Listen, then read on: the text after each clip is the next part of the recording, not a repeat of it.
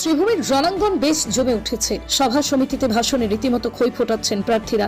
সীমান্ত জেলার 4টি বিধানসভা সমষ্টিতে প্রতিটি দলের জোরদার প্রচার অভিযান চলছে। গ্রামে গ্রামে প্রতিটা রাজনৈতিক দলের প্রচার অভিযানে ঝড় চলছে। দল পরিবর্তনের মহড়াও। পাথারকান্দি, রামকৃষ্ণনগর, উত্তর করিমগঞ্জ দ্বিমুখী লড়াইয়ের সম্ভাবনা। আলোচিত দক্ষিণ করিমগঞ্জের ত্রিমুখী লড়াইয়ের ক্ষেত্রে পরিণত রয়েছে। এপ্রিলের প্রথম দিকে জেলায় আসছেন প্রতিটা রাজনৈতিক দলের শীর্ষ নেতারা। 2 এপ্রিল পাথারকান্দিতে আসছেন অমিত শাহ। দক্ষিণ করিমগঞ্জের তৃণমূলের সায়নী ঘোষ, ইউসুফ পাঠান, কংগ্রেসের গৌরব গগৈ সহ অন্যান্যরাও। ইকবাল আজিজ শামীম, শিহাবের লড়াইয়ে জমে উঠেছে দক্ষিণের রাজনীতি। পাথারকান্দিতে কৃষ্ণেন্দু পালের পক্ষে ঝড় তুলেছেন বিজেপি কর্মীরা।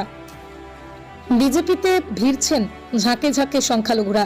খাস তালুক বিনোদিনীতে আজিজ খান শিবিরেও ভাঙন, সেই তথ্যও সামনে এসেছে। এক ঝাঁক সংখ্যালঘু ভিড়তে পারেন মিত্রজোটে। উত্তর করিমগঞ্জের সুব্রত বনাম জাকারিয়ার মধ্যে হাড্ডাহাড্ডি লড়াইয়ের ক্ষেত্র তৈরি। ডিলিমিটেশনের পরও উত্তর করিমগঞ্জ আসনে বিজেপি শঙ্কামুক্ত নয়। 30,000-এরও বেশি সংখ্যালঘু ভোট ভাবাচ্ছে সুব্রতকে।